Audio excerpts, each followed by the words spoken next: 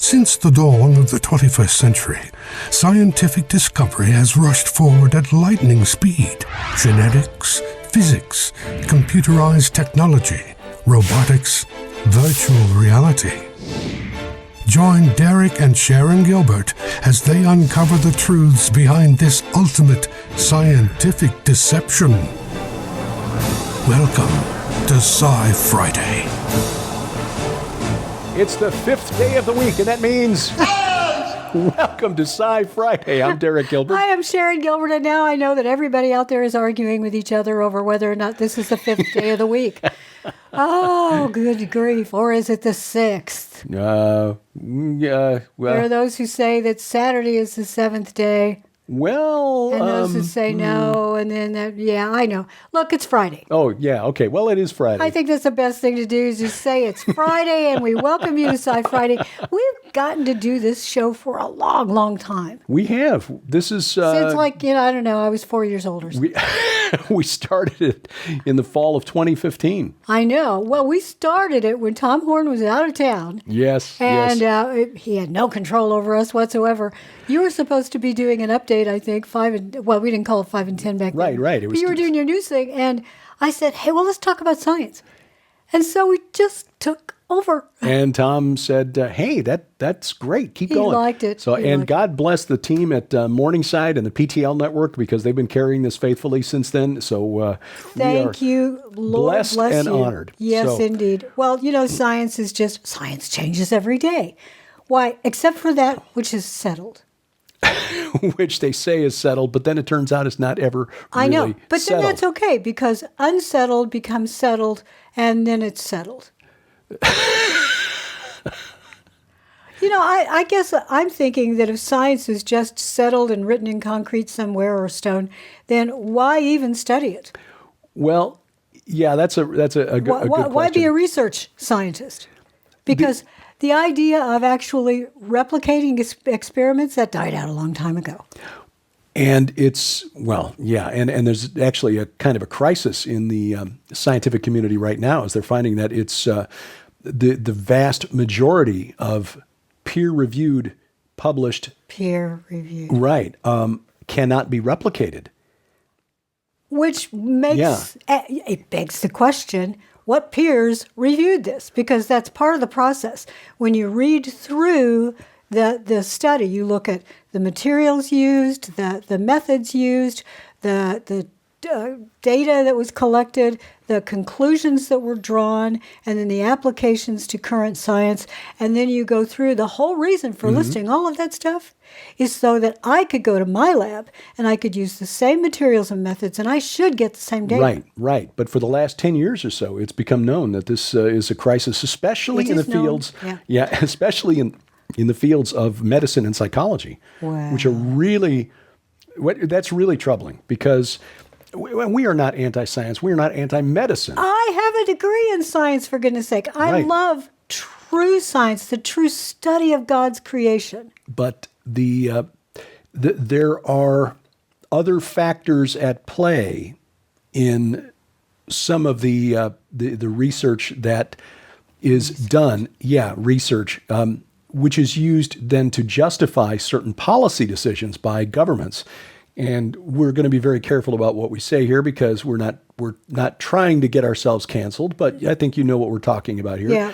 And it's not specific to one particular drug or one specific illness. There are many drugs, illnesses, conditions that are treated. I mean, for example, they have recently discovered that the idea that certain psychological issues are the result of chemical imbalances in the body is not actually true.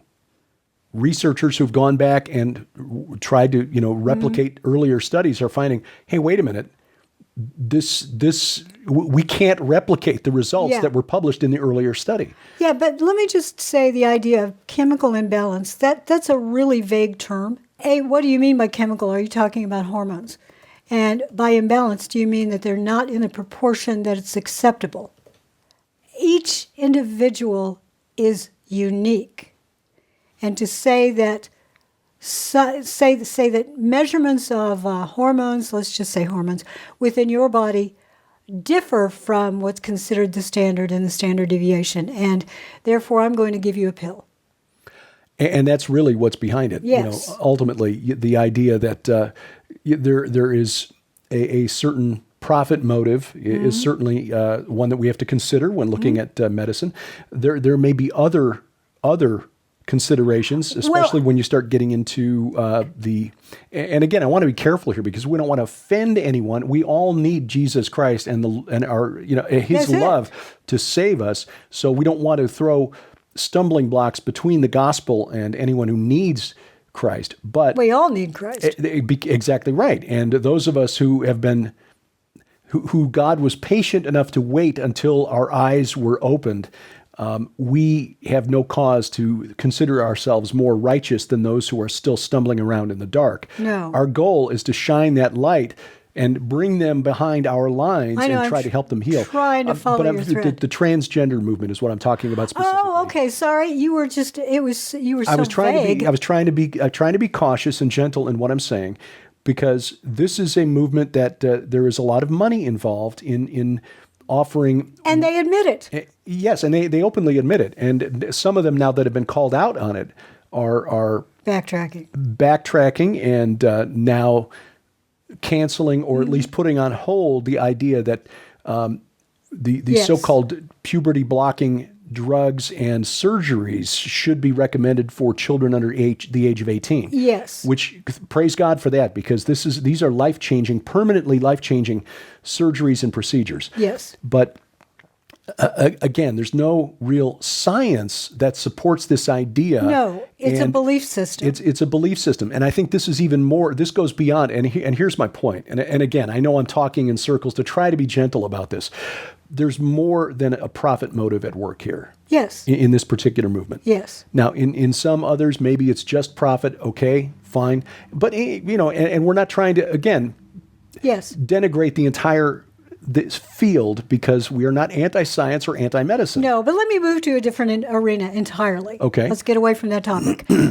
When I talk about hormones, I'm not talking about that. I'm talking about a chemical imbalance that makes you fearful, that makes you not be able to sleep at night. That is the belief system and has been for decades. Right. That if I can give you a pill, I can fix your night terrors. Right. Now, the reason I'm bringing that up is because that is one of the major problems amongst young people today. Yeah. Not transgenderism. Frankly, that's a social thing. That is a belief system.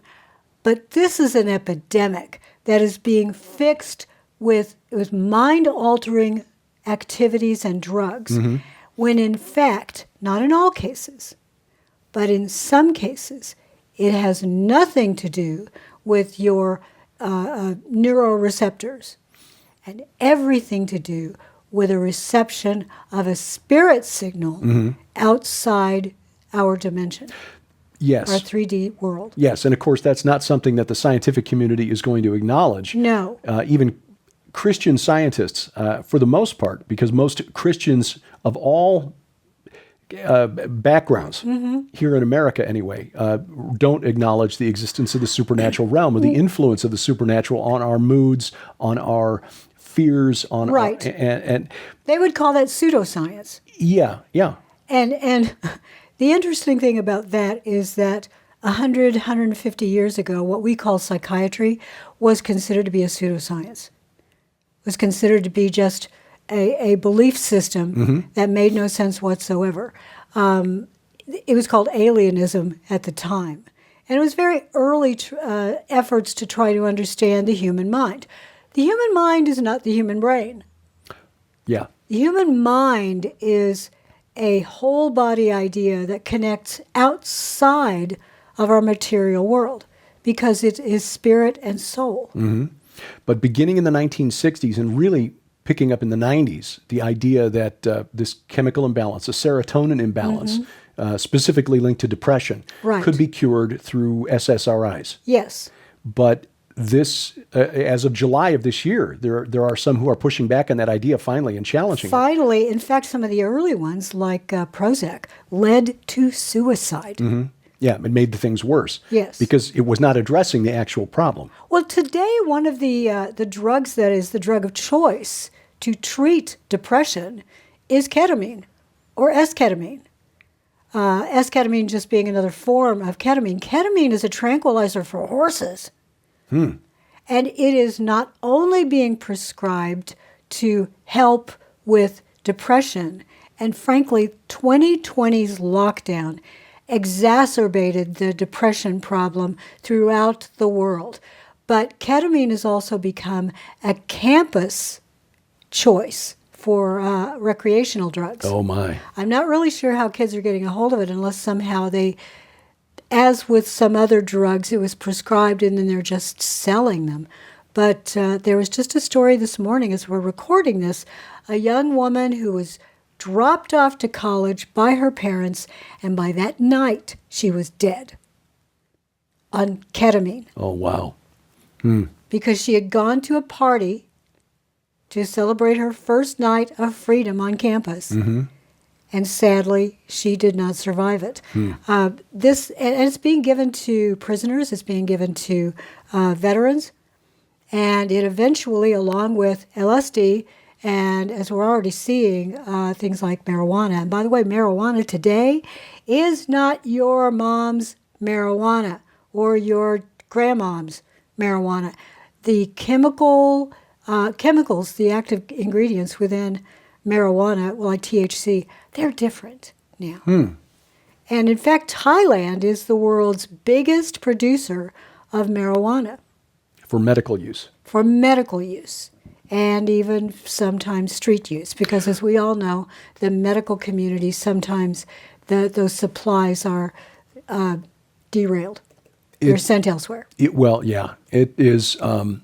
There are some researchers now who are starting to sound the alarm and say, wait a minute, we're seeing an increase in psychotic behavior in those states that have legalized medical marijuana. Yes. And connecting it to the use of this this drug because it's what's resulting, which is not surprising, is an increase in recreational use. Yes, and we have an awful lot of young people who really are depressed. And I would argue that that is a spiritual issue, and they have been trained by society from the cradle to ignore their own spirituality, unless, of course, they get into dark spirituality, to ignore that and believe that everything about them is simply a collection of chemicals. They are nothing more than that. And therefore, they can alter their sense of well-being through some sort of external chemical addition. It is one of the big tragedies of our time that our children and grandchildren are being groomed by the fallen realm to open up their minds to influence. That's a really good way of putting it. In fact, maybe we can touch on the concept behind my forthcoming novel. Yes, after the break. Spiritual warfare is where the rubber meets the road for us as Christians, but often we treat it as though it doesn't really exist.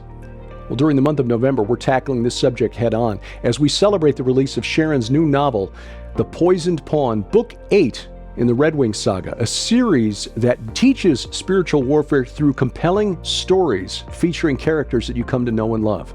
As part of this special package, we're offering the important new book by our friend Vicki Joy Anderson, They Only Come Out at Night, where she looks at the phenomenon of night terrors or sleep paralysis, examines what the medical community says about it, and then digs into the spiritual forces behind it.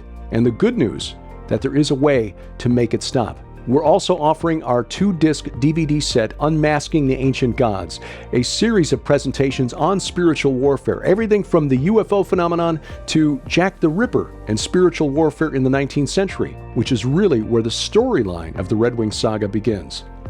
Bought separately, this package is worth $65, but it's yours for just $35 plus shipping and handling during the month of November only. Our spiritual warfare special offer, available only at our online store, gilberthouse.org/store. And as always, we thank you for your prayers and your support. Welcome back to Sci Friday. I'm Derek Gilbert. I am Sharon Gilbert, and as is typical with us, We Show doesn't go anywhere near where we thought. We were going to talk about the space program. Instead, we're talking about inner space. We're talking about the souls of mankind, which is prophetically, I think we see that because the whore of Babylon, she's trading everywhere, and that includes the souls of men. And I think that we're seeing the souls of our children being traded by humans that are working with the fallen realm, and they may not know they are. No, that's true.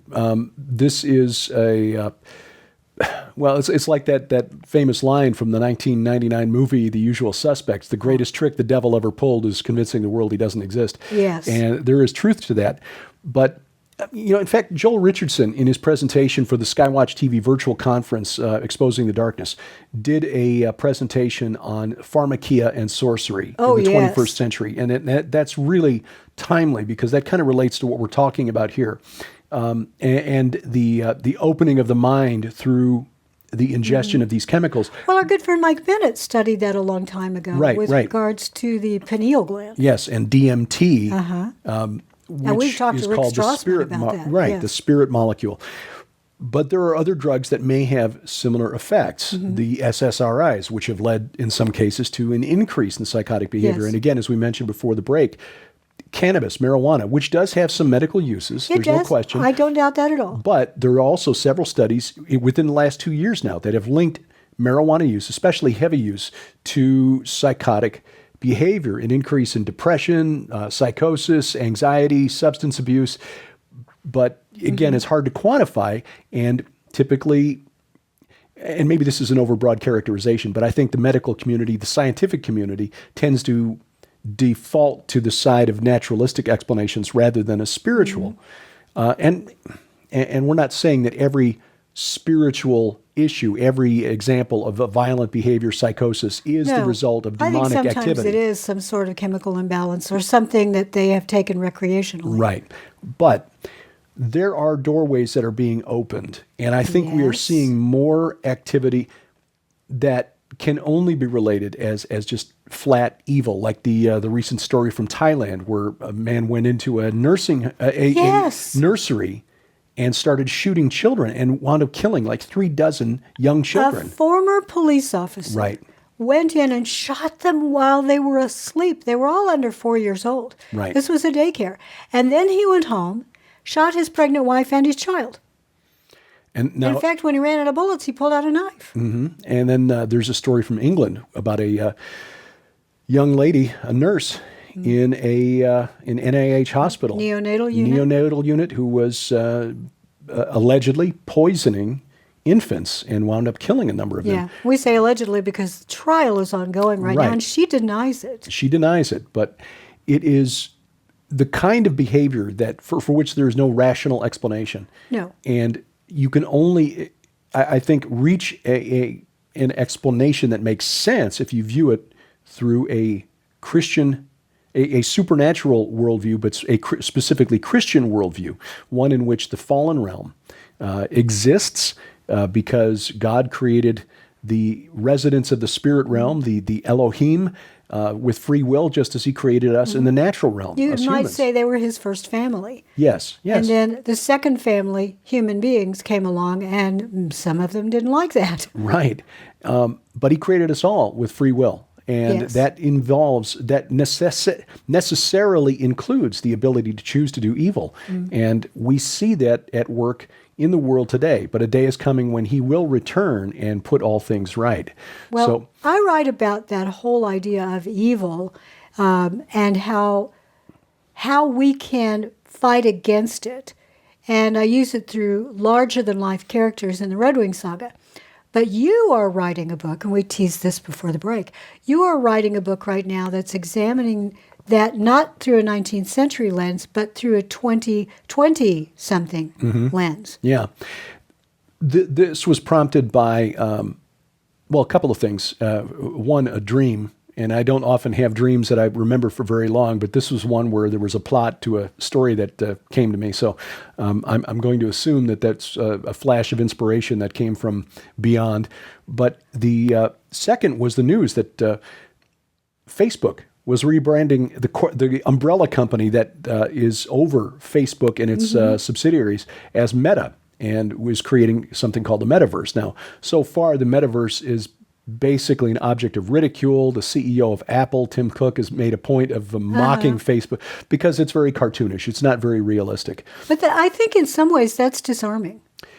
It makes it feel less Threatening. Threatening. Yes, that's a really good point. We've talked before about the prequel series to Battlestar Galactica called Caprica, which was premised on the creation of a very realistic metaverse. Right. And again, this is not a family show. It is very adult. But you and I will watch shows like that discerningly, and if we have to fast forward past certain scenes, we do. But it's so that we can see what young people are being taught. Right. And it's in a way, it's similar if you want to watch something else that's a little more family-friendly that conveys the same idea, the movie Ready Player One, where you can put on a set of glasses and you're suddenly in an immersive environment.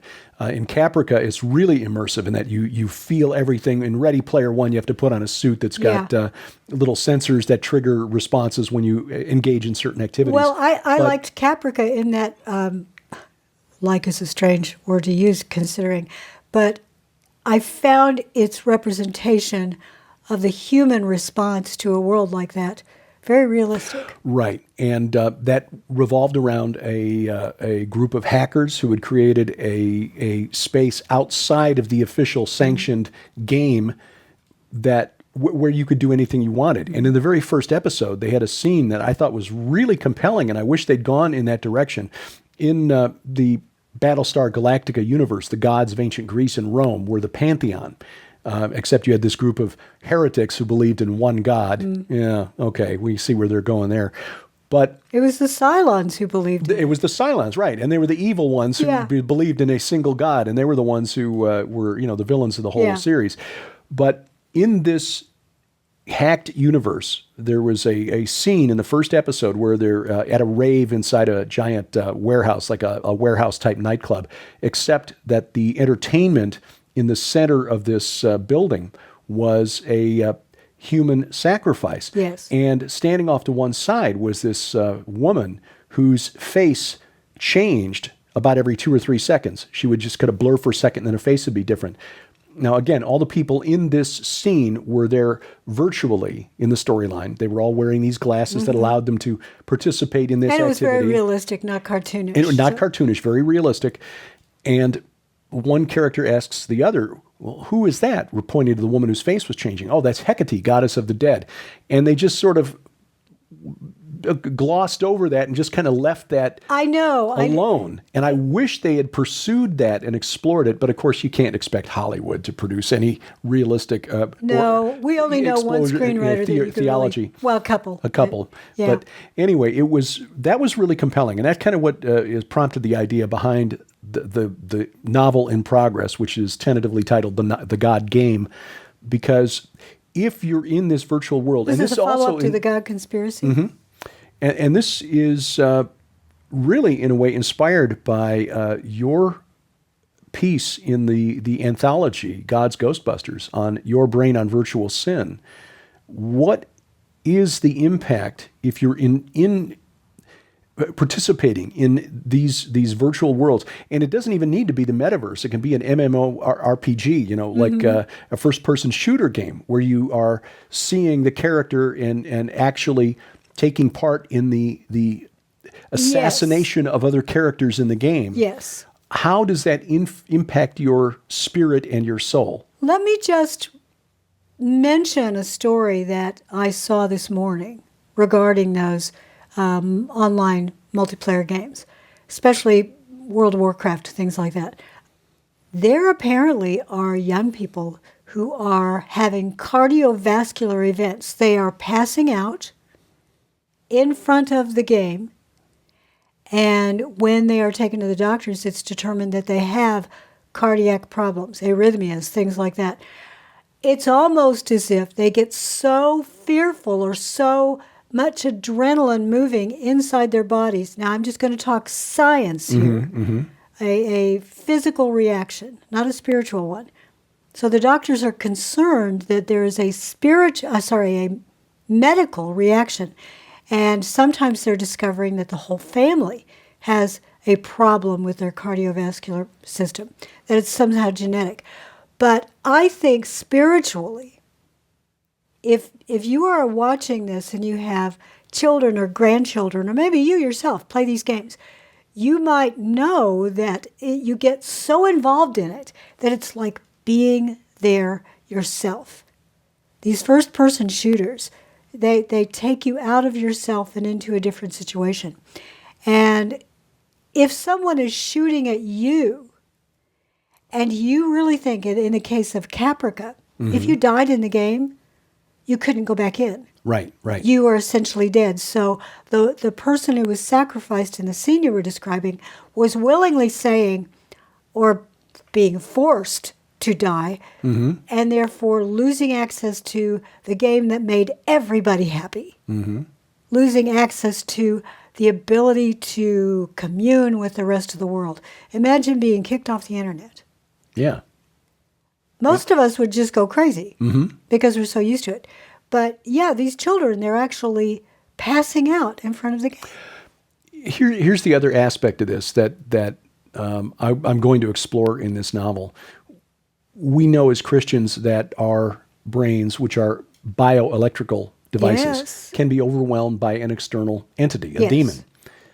Is it possible, and we've speculated about this before, that an AI, an artificial intelligence, or by extension, the controlling system of a game like that can likewise be influenced by external entities that could perhaps insert themselves into these games? Oh, I think they could. But why wouldn't they? If they have the ability to hack into an electrical system, then why wouldn't they be able to hack into our brains? And then if you're opening yourself up to this to this game to the point where you literally believe, when you put on these glasses, this headset, whatever, that you are literally in the scene. You have opened yourself up to accepting this alternate reality as your new reality, and this other entity then uses that as a doorway to get inside of you. Now, picture a world where we are all involved in some way. There are even now ways, gosh, we're never going to get it all in, where you can play these games while you're in the car. Yeah. That the ruler of this world actually controls everything you think through that interface. We're so close to that system. Yeah. And just one last thing. You remember a few years ago the story of the woman in Russia who was convinced that she'd been assaulted by a Pokemon? Yes. In the augmented reality? Oh my gosh, I think we're going to see more and more of that as the lines between reality and virtual reality are erased. Apple is betting on AR, not VR. Right, and that's what we're talking about there. Well, yeah, this is an exciting time to be alive, and for his reasons, God has placed us all here now. Yes. We need to make the most of the time while we're here. Thank you for watching Sci Friday. Sci Friday is a viewer-supported outreach of Gilbert House Ministries. Follow us online at SciFriday.tv and GilbertHouse.org. That's where you'll find our weekly Bible study, the Gilbert House Fellowship. Join us each week as we go through the Bible verse by verse in chronological order. We'd love to hear from you. Contact us through our websites or drop us a line at P.O. Box 78, Crane, Missouri 65633.